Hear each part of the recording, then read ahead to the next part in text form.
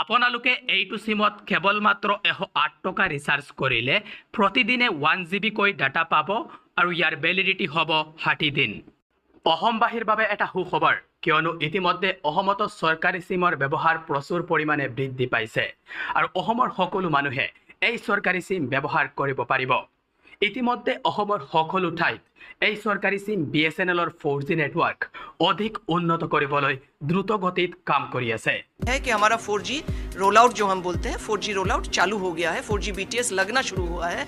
गुवाहाटी शहर में कई BTS लग चुके हैं। অসমৰ হাজাৰ হাজাৰ জনতাই ইতিমধ্যে এই BSNL সিম বনাব ধৰিছে, আনকি বহুতে নিজৰ এয়াৰটেল, জিঅ' নাইবা ভোডাফোন সিমটোকে BSNL লৈ পৰ্ট কৰিছে।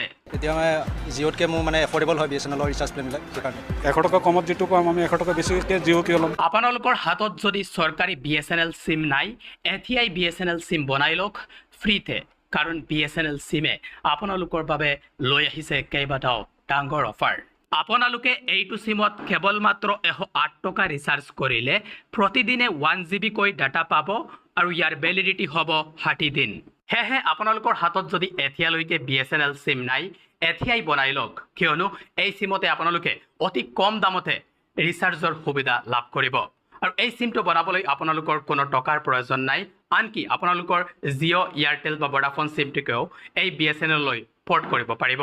এই BSNL সিমতে আপোনালোকে মাত্ৰ 197 টকা ৰিচাৰ্জ কৰিলে প্ৰতিদিনে 2 GB কৈ ডাটা পাব আৰু ইয়াৰ ভেলিডিটি হ'ব 70 ডেজ। লগতে আপোনালোকে আনলিমিটেড কলৰ সুবিধাও লাভ কৰিব। আৰু যদি আপোনালোকে 139 টকা ৰিচাৰ্জ কৰে তেনেহ'লে প্ৰতিদিনে 1.5 GB কৈ ডাটা পাব আৰু ইয়াৰ ভেলিডিটি হ'ব 28 ডেজ। ইয়াৰ উপৰিও যদি কোনোবাই 1515 টকাৰ ৰিচাৰ্জ কৰি দিয়ে তেনেহ'লে প্ৰতিদিনে 2 GB কৈ ডাটা পাব আৰু ইয়াৰ ভেলিডিটি হ'ব 365 ডেজ।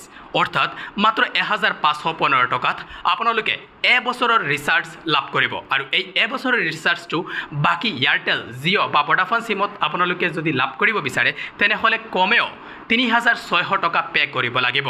আৰু এই একেটাই সুবিধা BSNL সিমতে আপোনালোকে আটাইতকৈ কম দামতে মাত্ৰ 1515 টকাতে লাভ কৰিব।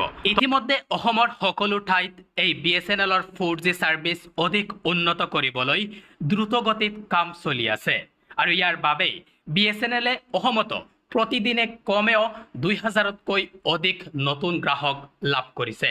আনকি বহুতে নিজৰ জিঅ', এয়াৰটেল বা ভোডাফোন সিমটোকে BSNLলৈ পৰ্ট কৰিছে।